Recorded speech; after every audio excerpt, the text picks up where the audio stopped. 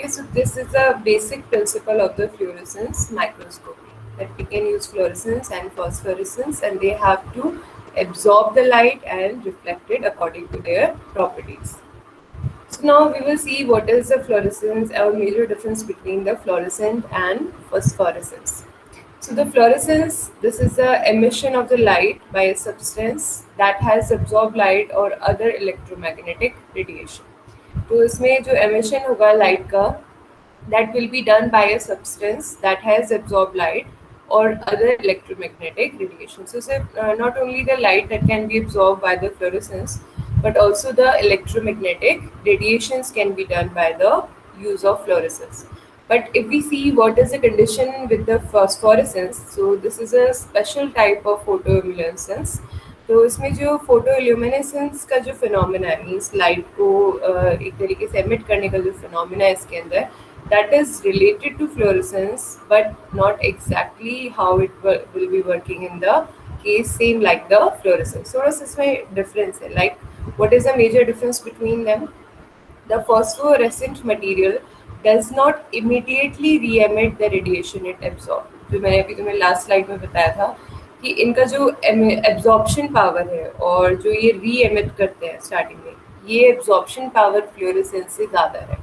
Fluorescence का phenomena just एकदम से री-एमिशन पे काम करता है, लेकिन जो और फॉस्फोरेसेंस है उसकी जो होल्डिंग कैपेसिटी है किसी भी लाइट मटेरियल को होल्ड करने की और या फिर जो ये रेडिएशन को एब्जॉर्ब करने की जो कैपेसिटी है वो क्या है, हायर है as comparison to the fluorescence. तो ये जो फॉस्फोरेसेंस हम यूज़ करेंगे तो ये हाई मतलब एक तरीके से कह सकते हो advance kind of fluorescence microscopy है, उसके अंदर हम फॉस्फोरेसेंस को यूज़ करेंगे in the place of fluorescence. Now if we see the discovery part, like who discovered this microscope. So there was a British scientist, Sir George G. Stokes, that first described the fluorescence in 1852. तो देख सकते हो काफ़ी time हो गया है हमारे पास fluorescence microscopy को आए हुए, लेकिन ये वाला जो टाइम था 1852 से 1900 वाला, इस टाइम पे फ्लोरेसेंस माइक्रोस्कोपी को डिस्कवर तो कर लिया था, लेकिन इसके जो मेजर एप्लीकेशंस हैं ये 20th सेंचुरी में आई. 19th सेंचुरी में डिस्कवर हो गया था, लेकिन जितनी भी इमेजेस इससे फॉर्म हो रही थी, एक बेसिक फिनोमेना था जो इंट्रोड्यूस हुआ था कि हाँ लाइट एमिशन हो सकता है, उसके थ्रू भी हम इमेज फॉर्म करा सकते हैं, लार्जर इमेज फॉर्म हो सकती है, थोड़ा क्लियर दिख सकता है, पर्टिकुलर स्पेस दिख सकता है. लेकिन उस इमेज की क्लियरिटी जो आई है, मतलब एक पर्टिकुलर क्लियर इमेज जो हमें मिला है, वो जाके हमें 20th सेंचुरी में इसका फिनोमेना जो है वो फुली एप्लीकेबल पर्सपेक्टिव में इंट्रोड्यूस हुआ है. तो डिस्कवरी हो गई थी लेकिन 19th सेंचुरी में जो फर्स्ट जो ब्रिटिश साइंटिस्ट है, उन ब्रिटिश लोगों ने आई थिंक 19th सेंचुरी में सबसे ज़्यादा डिस्कवरीज की. एक तरीके से ब्रिटिशर्स जो थे वो सबसे ज़्यादा, उन्होंने टेक्नोलॉजी में सबसे ज़्यादा हाई थे, इसलिए उन्होंने वर्ल्ड को रूल किया. सिर्फ वही इंसान पूरे वर्ल्ड को रूल कर सकता है जिसके पास सबसे ज़्यादा टेक्नोलॉजीज हो. तो इनके पास रिसोर्सेज नहीं थे और लेकिन इनके पास टेक्नोलॉजी बहुत ज़्यादा थी, तो इसलिए जितनी भी डिस्कवरीज हुई हैं उस टाइम की, मोस्टली 19th सेंचुरी की जो डिस्कवरीज हुई हैं और 18th सेंचुरी की, वो सारी ब्रिटिशर्स की. So he observed that the mineral fluorophore emitted red light when it was illuminated by UV excitation. तो इसने एब्जॉर्ब किया था कि थोड़ा सा एमिट होता है रेड लाइट, जबकि एक किसी भी फ्लोरोफर को इससे आप ट्रीट कराओ, एक यूवी को अगर आप एक फ्लोरोफर से ट्रीट कराओगे, आप सिंपली कह सकते हो कोई ऑब्जेक्ट है उसके अंदर से आपने यूवी लाइट पास कराई है, तो वो क्या एमिट कर रहा है वापस, क्या दे रहा है हमें, थोड़ी सी रेड लाइट दे रहा है. तो ये वाला जो फर्स्ट फिनोमेना था जो इसको स्ट्राइक किया था कि हम इसको इमेज फॉर्मेशन के लिए काम करने ले सकते हैं. उस टाइम को इसको पता नहीं था कि ये बहुत अच्छे माइक्रोस्कोप फॉर्मेशन में काम आएगा, लेकिन बस इसमें सिर्फ इतना फ्लोरेसेंस का जो फिनोमेना है या लाइट एमिशन का जो फिनोमेना है, ये बस जॉर्ज ने उस टाइम पे डिस्कवर किया था. Stokes noted that fluorescence emission always occurred at a longer wavelength than the excitation light. तो बाद में स्टॉक ने ये भी देखा कि जो फ्लोरेसेंस है, जो उसका एमिशन है, वो हमेशा कौन सी वेवलेंथ पे आता है, लॉन्गर वेवलेंथ पे आएगा देन द एक्साइटेशन लाइट. एक तो है लाइट जिस स्टेज पे एक्साइट हुई, और दूसरी जो उसका एमिशन हो रहा है। तो excitation of the light or the emission of the light, they can be occur at the different wavelengths. तो अगर जो excitation of light से अगर हमें emission long wavelength पे मिल रहा है, तो इसका मतलब है कि हमें जो पिक्चर देखनी है हम उसका enlarged version देख सकते हैं। एक जो नॉर्मल लाइट पास हो रही है किसी से, वो तो उस पर्टिकुलर स्ट्रक्चर के अकॉर्डिंग हो रही है, लेकिन जो हमें देखना है हम एमिशन के बेस पे ही उस पिक्चर को देख सकते हैं। ये फिनोमेना है, प्रिंसिपल है कि जो एमिटेड लाइट आ रही है उसको जो हम देख रहे हैं, उसको जो हम कैप्चर कर रहे हैं, वो अगर लार्जर वेवलेंथ पे है, तभी हम किसी टाइनी पार्टिकल को एनलार्ज वर्जन में देख सकते हैं। वो तभी देख सकते हैं जब उसके एमिटेड लाइट का वेवलेंथ क्या हो, हाई हो as comparison to their excitation light. तो यहाँ इस वाली जो इस नोटवर्दी जो उसने ये डिस्कवरी की, इसका एमिशन जो है वो कैसा है, हाई है as comparison to their excitation light. तो उसके बेसिस पे ही यहाँ पे एक तरीके से कह सकते हो कि उनको पूरा दिमाग में आया कि हम इससे क्या बना सकते हैं, इसे किस में यूज़ कर सकते हैं, माइक्रोस्कोपी में यूज़ कर सकते हैं। This shift towards longer wavelength is known as a Stokes shift. इसने अपने नाम पे रखा था क्योंकि इसमें आइडेंटिफाई किया, तो इसलिए इस शिफ्ट में कि जो ये लॉन्गर वेवलेंथ मिल रही है, तो ये बहुत की रोल प्ले करता है हायर और एडवांस काइंड ऑफ माइक्रोस्कोप के प्रिंसिपल में। जितने भी हम एडवांस माइक्रोस्कोप के प्रिंसिपल पढ़ेंगे, अभी इसके बाद हम कॉन्फोकल माइक्रोस्कोपी पढ़ेंगे। तो कॉन्फोकल माइक्रोस्कोपी जो है ये फ्लोरेसेंस का एडवांस वर्जन है।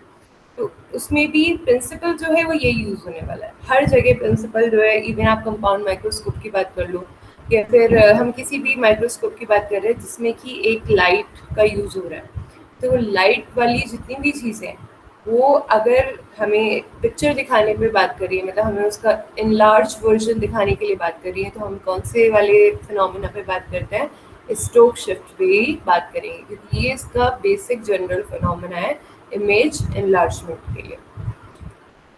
The fluorescence microscope refer to any microscope that use fluorescence to generate an image। ठीक है, तो फ्लोरेसेंस माइक्रोस्कोप है, तो हम किसी भी माइक्रोस्कोप को फ्लोरेसेंस माइक्रोस्कोप कह सकते हैं अगर वो लोग किसका यूज़ कर रहे हैं, फ्लोरेसेंस का यूज़ कर रहे हैं to generate an image.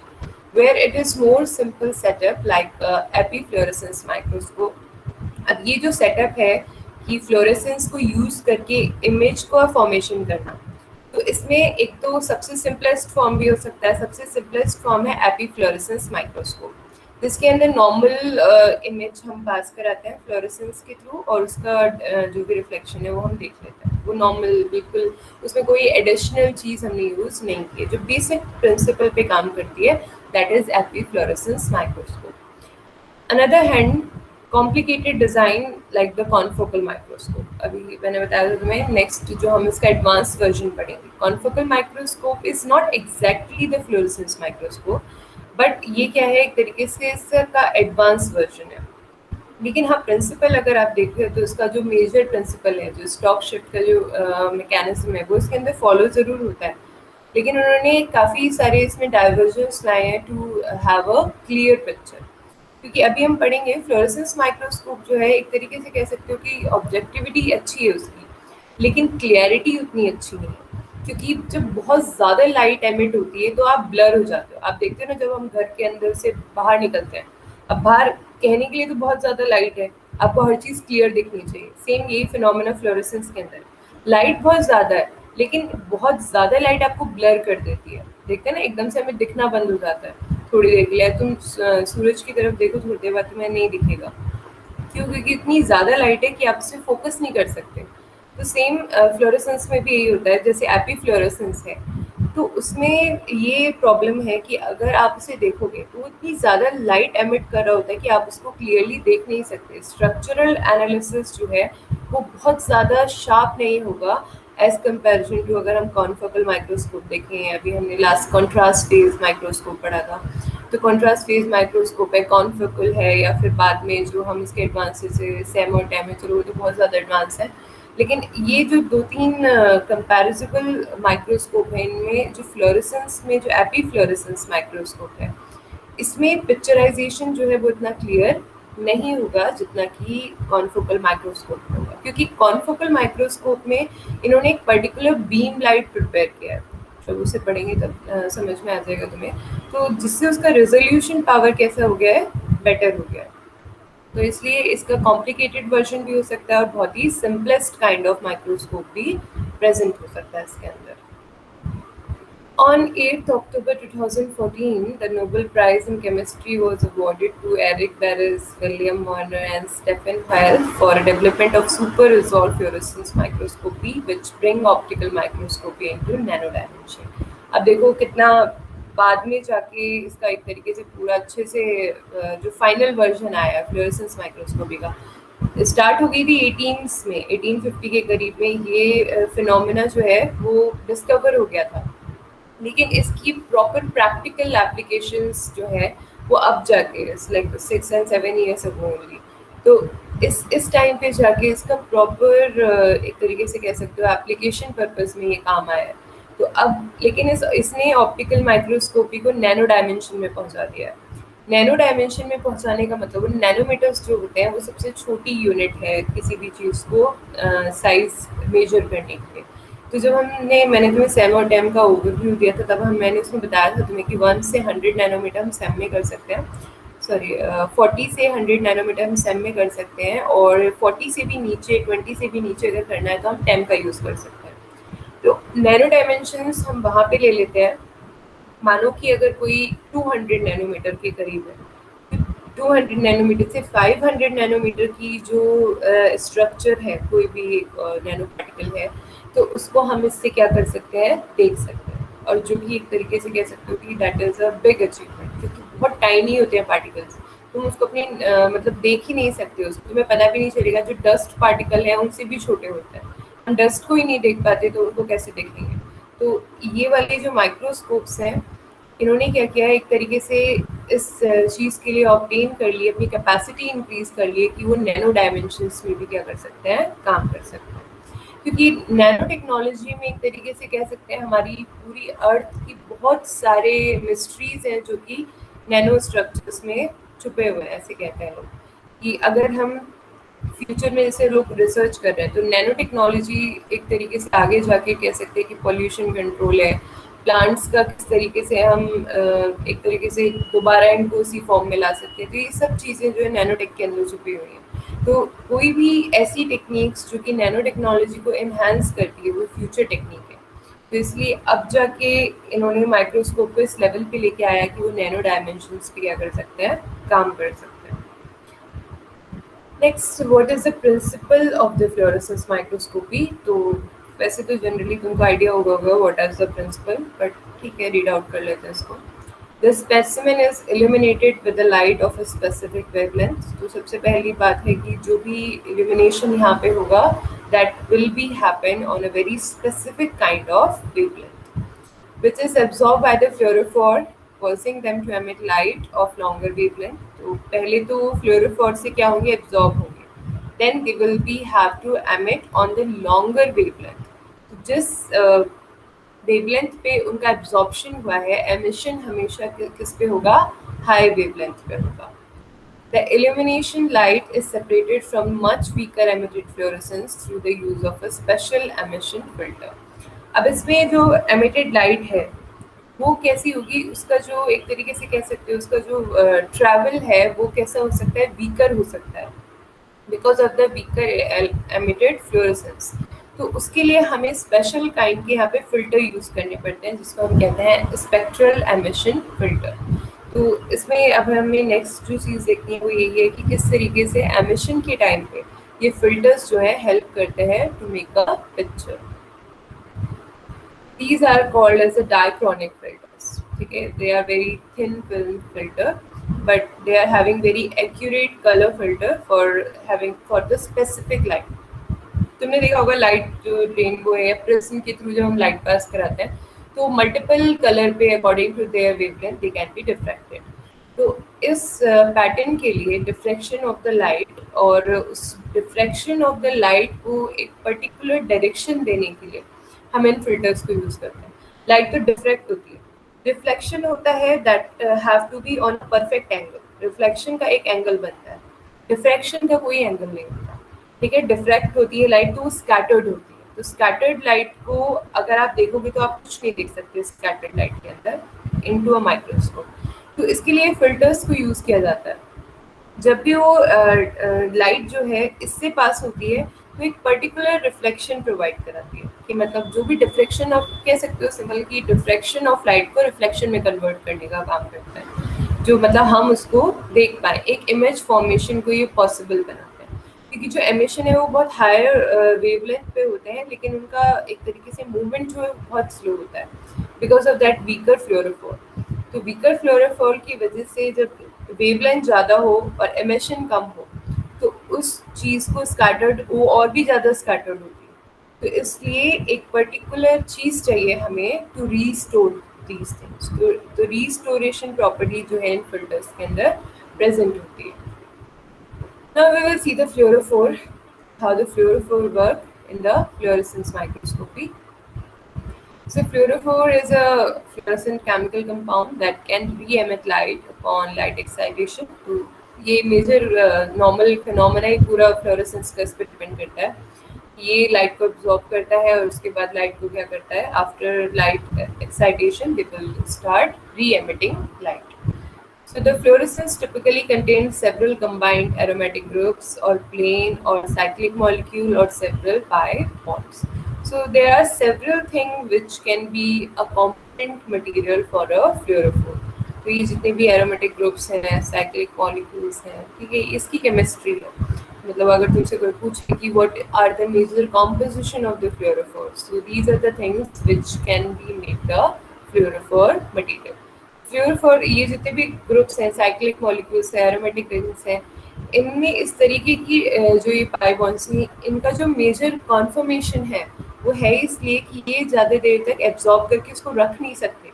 Light इसमें आएगी लेकिन वो तुरंत उसको क्या कर देते हैं, अपनी स्टेबिलिटी अटेन करने के लिए तुरंत उसको एमिट कर देते हैं। तो इसीलिए फ्लोरोफॉर में ये ऐसी चीज़ें यूज होती हैं जो कि लाइट को बहुत ज़्यादा देर तक एब्जॉर्ब नहीं कर पाए। They just going to emit after a certain time. But that time is very short. That's why we can see the image just after absorbing of particular light. Now, most fluorescence microscope in use are epifluorescence microscope, where excitation of fluorophore and detection of the fluorescence are done through the same light path. अब जो मैंने बताया था जो epifluorescence है, this is the simplest kind of microscope. तो simplest kind है तो उसमें कोई एडिशनल चीज़ यहाँ पे एड ऑन नहीं लगा होगा, जस्ट जो भी रिफ्लेक्शन यहाँ पे रिफ्लेक्शन आ रहा है, एमिशन आ रहा है फ्लोरेसेंस के थ्रू, सेम लाइट पाथ के अलोंग जो भी चीज़ यहाँ पे आ रही है उससे आप देखोगे और आप आइडेंटिफाई कर सकते हो, but these are not very clear. That's why आज के टाइम में एप्पल फ्लोरेसेंस माइक्रोस्कोप बहुत कोई रेयर यूज़ करता है। एपीफ्लोरेसेंस माइक्रोस्कोप लोग यूज भी करते हैं तो सिर्फ इसलिए यूज करते हैं कि वो आइडेंटिफाई कर पाए कोई चीज़। मानो एक कॉम्बिनेशन बना हुआ है, कोई बहुत सारी चीज़ों का कॉम्बिनेशन है जिसमें डिफरेंट डिफरेंट टाइप की चीज़ है, हमने एक पर्टिकुलर डाई डाल दी उसमें जो कि एक स्पेसिफिक मॉलिक्यूल के साथ ही बाइंड होगी, किसी और के साथ बाइंड नहीं हो सकती, एक स्पेशल मॉलिक्यूल के साथ ही वो डाई क्या हो सकती है, बाउंड हो सकती है। तो अब हम उस पर्टिकुलर कॉम्प्लेक्स को माइक्रोस्कोप के नीचे देखते हैं तो हमें पता है हमारी डाई किससे बाउंड होगी। तो उस टाइम पे जो पर्टिकुलर चीज़ वहाँ पे लाइट एमिट कर रही होगी तो उससे हम अपनी जो हमारा इंटरेस्ट ऑफ मॉलिक्यूल है उस कॉम्प्लेक्स के अंदर उसको आइडेंटिफाई कर सकते हैं कि वो चीज़ कहाँ पे प्रेजेंट है। तो इस पर्टिकुलर ऑब्जेक्ट को अटेन करने के लिए हम क्या यूज़ कर सकते हैं, एपीफ्लोरेसेंस माइक्रोस्कोपी को यूज़ कर सकते हैं। तो मुझे 1 मिनट दो प्लीज।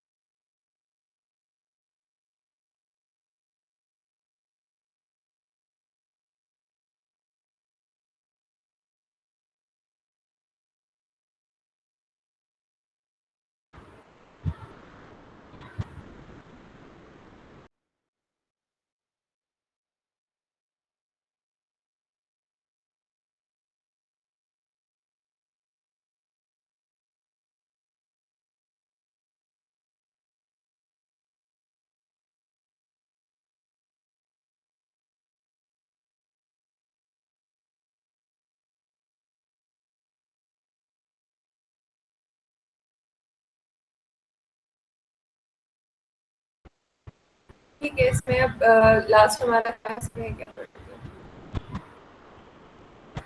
मोस्ट फ्लोरेसेंस फ्लोरोफोर के बारे में पढ़ लिया हमने। एपीफ्लोरेसेंस का भी देख लिया कि ये चीज़ें कहाँ पे यूज हो सकती है, तो उसको अब इतना क्लियरली पढ़ने की जरूरत नहीं है। एपीफ्लोरेसेंस का जो फिनोमेना है वो that is the simplest kind of microscopy. तो उसमें जो सिंपल लाइट एब्जॉर्ब हो रही है और रिफ्लेक्ट हो रही है उसके बेसिस पे हम जो स्पेसिमेन को कैच कर पा रहे हैं, that is all about the epifluorescence microscopy. ये है नॉर्मल फिनोमेना। इससे ये हमारा डिटेक्टर है, ठीक है, या फिर मान लो ये हम जहाँ पे हम उसको कैच कर रहे हैं इमेज बन के, यहाँ पे हमारा स्पेसिमेन रखा हुआ है। एक पर्टिकुलर लाइट सोर्स हम यहाँ पे यूज करते हैं जो कि लाइट को क्या कराता है, पास कराता है। This is the first filter that led to the excitation of the light. तो ये एक्साइटेशन फिल्टर है जो कि यहाँ पे लाइट को क्या करेगा, एक्साइट करेगा। ये वाली लाइट जो है ये एक्साइटेड लाइट है। तो एक्साइटेड लाइट को एक पर्टिकुलर पाथ पे ट्रेवल कराने के लिए, कि उसको डायरेक्शन देने के लिए यहाँ पे क्या लगा होता है, डायक्रॉनिक मिरर लगे हुए हैं। तो dichroic mirror will help to lead that particular excited light to our specimen. तो उसके बाद ये डायरेक्ट हमारे स्पेसिमेन पे जाएगी ये वाली लाइट। फिर उसके बाद ये जो ग्रीन लाइट तुमको दिख रही है that is the emitted light. ये ब्लू सी लाइट है that is a excited light जो यहाँ पे एक्साइटेड हुई है। फिर यहाँ पे जाके स्पेसिमेन के में जैसे ये पास होगी तो ये इसमें फ्लोरेसेंस है, ठीक है। जो भी हमने फ्लोरेसेंट डाई यूज की है, कोई भी फ्लोरेसेंट मटेरियल हमने जो यहाँ पे डाला है, तो उसमें जैसे ही ये लाइट पास होगी ये एब्जॉर्ब करेगा और तुरंत उसको क्या कर देगा, एमिट कर देगा।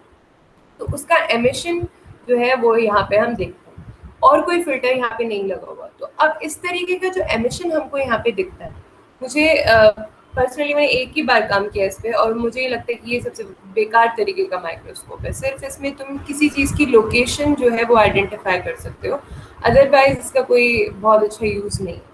तो इसमें डिटेक्शन जो है सिर्फ ये बताता है कि वहाँ पे पर्टिकुलर कौन सी चीज़ यहाँ प्रेजेंट है, क्योंकि इतना ज़्यादा लाइट का जो रिफ्लेक्शन है, यहाँ पे इतना ज़्यादा लाइट का रिफ्लेक्शन होता है कि आप उस चीज़ को क्लियरली देख नहीं सकते। बहुत ज़्यादा लाइट होती है इसमें अंदर साइड में, तो कोई भी चीज़ क्लियरली विजिबल नहीं होती।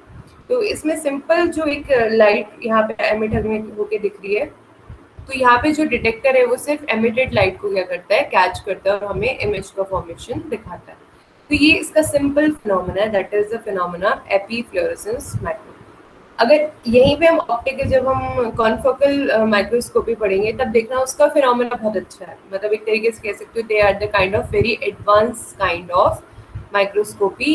लेकिन वो भी फ्लोरेसेंस को यूज करके हुआ है, लेकिन फ्लोरेसेंस को उन्होंने एक तरीके से बेटर डायरेक्शन दी कि उसमें जो चीज़ें वो क्लियरली विजिबल होंगी, जैसे कि फ्लोरेसेंस के अंदर विजिबल नहीं होगी।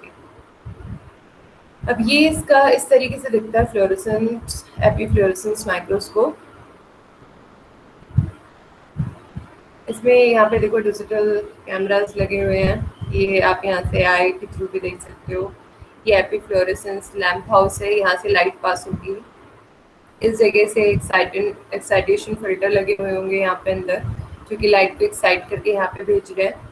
फिर ये ऑब्जेक्टिव है, यहाँ पे अपनी स्लाइड होंगी और सारी चीज़ें नॉर्मली जैसे कंपाउंड माइक्रोस्कोप में है सब चीज़ें। कंडेंसर भी होगा, फील्ड डायफ्राम भी है, बेस भी प्रेजेंट है, फिल्टर है, कलेक्टर लेंस है, ट्रांजिस्टर। ये दो चीज़ें हैं, टेंजेंसन हैलोजन लैम्प हाउस, ये भी यहाँ पे प्रेजेंट होता है जो कि लाइट को यहाँ पे क्या कराता है, फ्लो कराता है। तो यहाँ पे दो तरीके की एक्साइटेड लाइट होती है, तो नीचे बॉटम लाइट होती है जो कि दिखा बैकग्राउंड चेक के लिए होती है।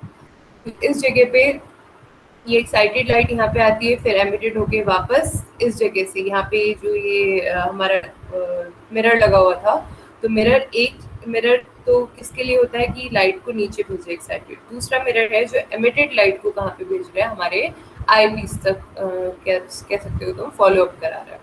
तो ये सारी चीज़ें जो हैं एक एपीफ्लोरेसेंस टिपिकल एपीफ्लोरेसेंस माइक्रोस्कोप के अंदर प्रेजेंट। इससे आप किसी भी इतना कॉम्प्लेक्स इसको दिखाया क्यों है, तुम सोच रहे हो कि जब ये इतना इफेक्टिव नहीं है तो इतना इसकी इतनी कॉम्प्लेक्सिटी क्यों दिखाई है। कॉम्प्लेक्सिटी इसलिए है क्योंकि ये बहुत टाइनी अप्रेचर्स को दिखा सकता है। टाइनी चीज़ों को देखना ही माइक्रोस्कोप की सबसे बड़ी एक तरीके से कह सकते हो एबिलिटी है, कि अगर और एक बार के लिए हम उसकी शार्पनेस पे काम नहीं करें लेकिन वो चीज़ आपको दिखा रहा है, पर्टिकुलर वो चीज़ मैटर करती है सबसे ज़्यादा माइक्रोस्कोप में कि वो कितना छोटा पार्टिकल आपको दिखा सकता है। तो इसके अंदर एपिफ्लोरेसेंस जो माइक्रोस्कोप है, इसके अंदर हम बहुत टाइनी पार्टिकल्स को देख सकते हैं। क्लैरिटी कॉन्फोकल में आ जाएगी, ठीक है, लेकिन जो इन्होंने ये फ्लोरेसेंस को जो बनाया है, वो इन्होंने बनाया कि ये नैनो डायमेंशंस में, जैसे अभी पढ़ा था हमने, काम कर सकता है। तो इसलिए इसकी इतनी जो कॉम्प्लेक्स स्ट्रक्चर दिख रहा है, this whole complex structure just for the watching a very tiny particle. तो टाइनी पार्टिकल जैसे अब तुम्हारा डीएनए है, डीएनए बहुत छोटी चीज होती है, ठीक है, डीएनए है, आरएनए है, कोई स्पेशल काइंड का प्रोटीन है, तो उसका अगर तुम्हें आइडेंटिफिकेशन देखना है, उसकी लोकलाइजेशन देखनी है, किस पर्टिकुलर प्लेस पे प्रेजेंट है, तो ये वाली सारी चीजें हम किससे देख सकते हैं, इससे देख सकते हैं। वो बात अलग है कि हमें डीएनए का स्ट्रक्चर बहुत अच्छे से, उसके जो उसके बेस पेयर बॉन्ड है वो नहीं दिखे क्लियरली, वो बात हो सकती है, लेकिन हमें उसका लोकलाइजेशन पता चल सकता है, हमें उसकी आइडेंटिफिकेशन पता चल सकती है कि at what place they are present inside a particular cell. तो ये वाली चीज़ जो है वो फ्लोरेसेंस से हम देख सकते हैं। तो यहाँ पे इनके ये जो मिरर्स हैं वो यहाँ पे इन्होंने दिखाया है, डायक्रोमेटिक जो मिरर है, जो कि क्या काम कराता है, एक तो एमिशन में काम कराता है और दूसरा एक तरीके से लाइट की जो एक्साइटेशन लाइट को ऑब्जेक्टिव्स के थ्रू पास कराता है। बैरियर्स भी हैं, फिल्टर लगे हुए हैं, जो फिल्टर लाइट को एक तरीके जो पढ़ा था ना हमने, एमिशन जो होके आ रहा है उसको एक जो बहुत वीकर एमिशन होता है एक तरीके से, लेकिन उसको पर्टिकुलर एक डायरेक्शन में फ्लो करेगा ऑन कह सकते हो तुम नेचुरल कैपेसिटी ऑफ ट्रांसमिशन। तो जो नेचुरल कैपेसिटी पे जब ट्रांसमिट करेगा तो हम उस चीज़ को क्लियरली देखने के लिए एप्लीकेबल होंगे। दैट्स व्हाई दीज फिल्टर्स और mirror has to be used in a fluorescence microscopy. Mirrors जो कि लाइट को डिफेक्ट करने में काम आएंगे, फिल्टर्स हैं जो कि उसे एक नॉर्मल वेवलेंथ पे लेके और एक नॉर्मल रेट ऑफ ट्रांसपिरेशन से उसको पास कराएंगे। जो उसका ट्रांसमिशन रेट होगा उसको एक तरीके से कह देते हैं कि न्यूट्रलाइज कर देते हैं, नेचुरल स्टेज पे ले आते हैं, जिससे हम उसको कैमरे पे देखने में या तो उसकी पिक्चर लेने में, या फिर अगर हम आई से डायरेक्टली आई से देख रहे हैं तो उसको एक तरीके से कह सकते हैं कि अगर वो उस ये फिल्टर्स नहीं लगे होंगे तो we can not see that, क्योंकि वो इतना वीकर ट्रांसमिशन है कि उसको आप एक तरीके से प्रॉपरली देख ही नहीं पाओगे। तो इसलिए फिल्टर्स लगे होने बहुत ज़रूरी है for optical image formation. Light source that is obvious, अगर लाइट सोर्स नहीं होगा तो लाइट कैसे पास होगी। तो इसमें बस ये है कि देख सकते हो आप कौन कौन से लाइट सोर्स हैं जो कि इसमें फ्लोरेसेंस माइक्रोस्कोपी में यूज होता है। They can use a xenon, okay, lamps, mercury vapor lamps, excitation filter laser, high power LEDs. So these are the kind of light source which can be used inside the fluorescence microscopy. Laser are mostly used in a complex fluorescence microscopy. अब जो हम अभी confocal microscopy पढ़ेंगे तो उसके अंदर ledgers use होते हैं, उसके अंदर वो ये लाइट सोर्सेज यूज नहीं करते, यूवी को यूज नहीं करेंगे वो, फिर एलईडीज, एक्साइटेशन फिल्टर्स, इन सब की ज़रूरत नहीं होती। जब हम कॉन्फोकल माइक्रोस्कोपी पढ़ेंगे उसमें जो मेजर है वो किसके यूज़ होंगे, लेजर्स यूज होंगे। While xenon lamps, mercury LEDs, and with a dichromatic excitation filter are commonly used for the wide field epifluorescence microscopy. तो ये जितनी भी चीज़ें तुम्हें दिख रही हैं ये एपिफ्लोरेसेंस माइक्रोस्कोपी के लिए है, और इन सब का काम वहाँ पे लेज़र कर देता है। लेज़र तुम्हें पता है लेज़र की एक पर्टिकुलर वेवलेंथ होती है, वो एक लाइन में फ्लो करता है, डिफ्रेक्शन प्रॉपर्टी बहुत ज़ीरो होती है उसकी, तो दैट्स वाई लेज़र्स को इन सब चीज़ों की ज़रूरत नहीं है। लेज़र एक तरीके से कह सकते हो फुली सफिशेंट है for providing what they have to be provided, तो उन्हें किसी और चीज़ की ज़रूरत नहीं है, वो जिस काम के लिए बने हैं उसके लिए वो एक तरीके से सफिशेंट है। They don't need add ons and cofactors. अब यहाँ पे xenon arc lamps है, तो that is a specialised kind of gas discharge lamp. अब इसमें क्या है, ये जो xenon arc lamp है ये एक तरीके से कह सकते हो कि जो जब हम लाइट को इन अ पर्टिकुलर गैसिक एनवायरनमेंट में फ्लो करते हैं, मतलब जहाँ पे गैस भी है और हम लाइट को भी क्या कर रहे हैं, पास करा रहे हैं, तो उस स्टेज में वो आयनाइज्ड हो जाती है। तो आयनाइज्ड होना भी एक तरीके से किसी भी चीज़ को एक्साइटेशन के लिए आयनाइजेशन का प्रॉपर्टी होना चाहिए। अगर वहाँ पे आयंस प्रेजेंट नहीं होंगे तो एक्साइटेशन नहीं हो सकता, और हमें वहाँ पे क्या कराना है, उसको एक्साइट कराना है। वहाँ पे एक एक्साइटेशन फिल्टर लगा है जिसके through light have to be excited. So that's why we use these xenon arc lamps जो कि पर्टिकुलरली एक गैस फील्ड में आयनाइज कराने के लिए वहाँ पे काम में आता है. It produce a white light that closely mimic natural sunlight. पहला तो इसका जो यूज है जेनन आर्क लैम्प का, हम यूज क्यों करें for the ionisation property.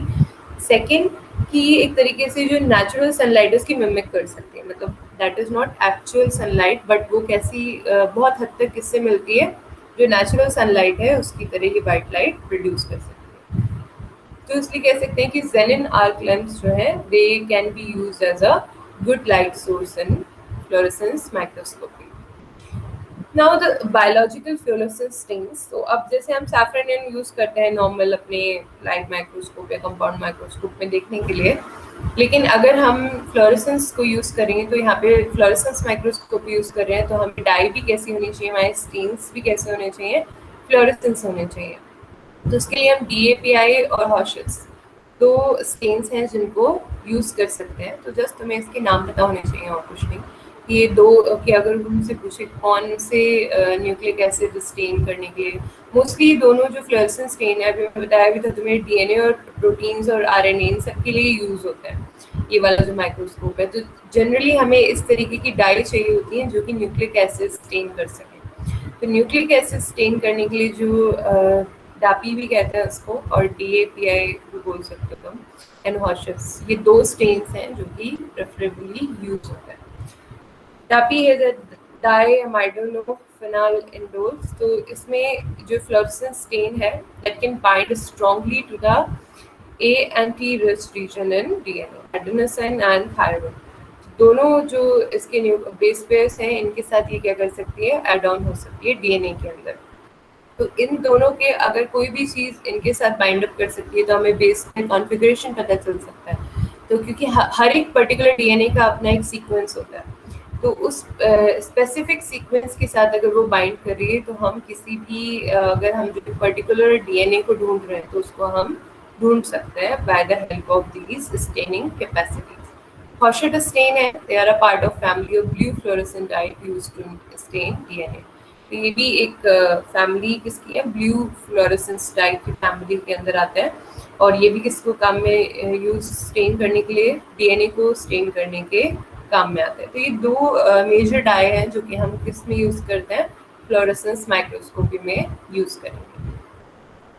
Now the major example of fluorescent stain is palladium, which is used to stain actin fibers in mammalian cells. तो mammalian cell में जो actin fibers होता है, actin fibers में मसल्स पड़े होंगे, तो उसके अंदर भी जो mammalian cell के अंदर जो actin fiber होता है, तो उसको अगर हम डाई करना चाहते हैं तो हम palladium को यूज़ कर सकते हैं. There are many fluorescent molecules called fluorophore or fluorochrome such as fluorescent, alexafluorol, dihalide, which can chemically link to a different molecule which bind the target of the interest within the sample. So basically there are several names of the fluorescent stain or dye which can be used to identify different kind of cellular components. तो majorly अपने जो sample हमारे interest का जो sample है उसके according कौन सी डाई लगेगी that is specific. Not every kind of dye can be use for any kind of cellular identification. तो कोई भी स्पेसिफिक सेल है, स्पेसिफिक सेल्यूलर ऑर्गेनाइजेशन है, उसके लिए आप स्पेशल काइंड की डाई ही यूज करोगे. ऐसे नहीं कि कोई भी डाई आप कहीं पे भी यूज कर सकते हो. ठीक है, ये तुम्हारा फ्लोरेसेंस माइक्रोस्कोपी के बारे में हो गया पूरा. इसमें कोई कंफ्यूजन है और तो पूछ लो, वैसे तो कोई कंफ्यूजन रहती नहीं है. बस कुछ पूछना है किसी को?